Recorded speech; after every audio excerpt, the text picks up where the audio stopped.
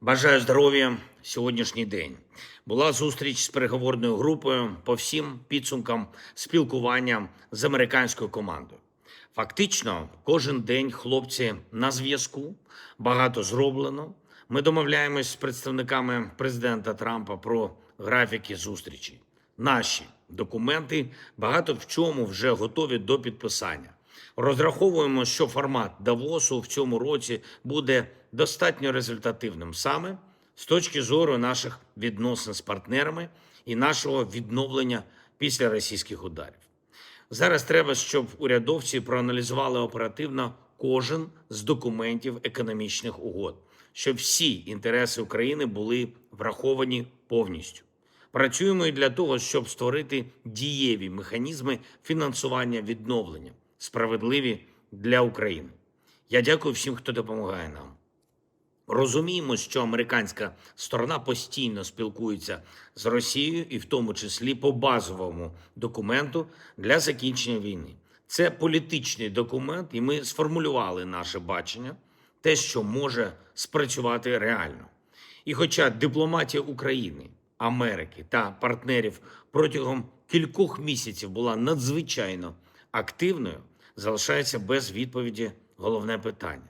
Це питання про Росію, про те, на що там готові. Поведінка та риторика російська взагалі не свідчать, що вони хочуть закінчити цю війну чи готуються до цього. Кожен це бачить, це залежить виключно від партнерів, передусім від Сполучених Штатів Америки та президента Сполучених Штатів. Що обере Росія – мир чи подальшу війну?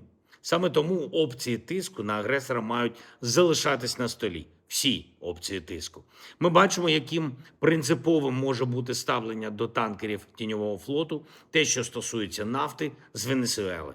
Якщо є воля, можна зупиняти рух нафти. Жодних проблем для світового ринку.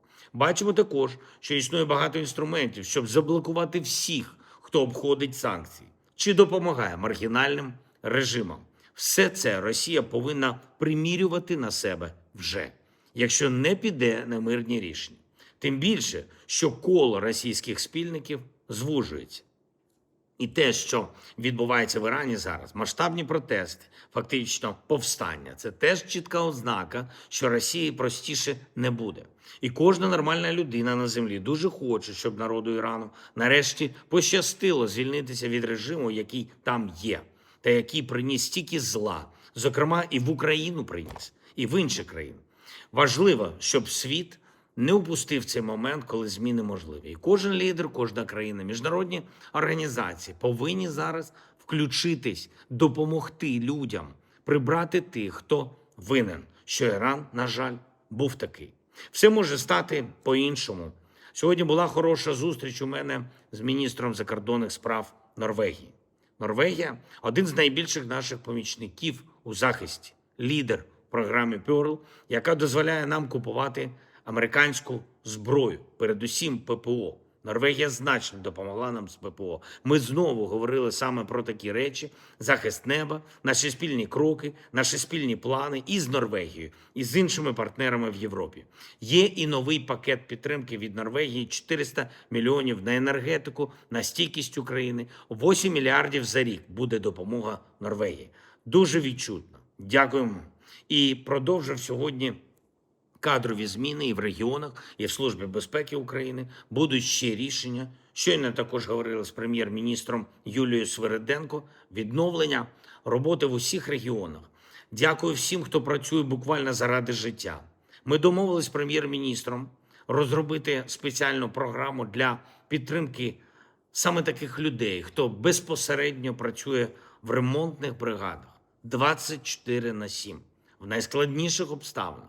Уряд запропонує, як відчутно збільшити оплату праці таких фахівців за кожен місяць зими.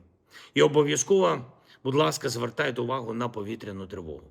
Є інформація від розвідки, росіяни готують новий масований удар, дрони для виснаження ППО і ракети. Хочу скористатися холодом.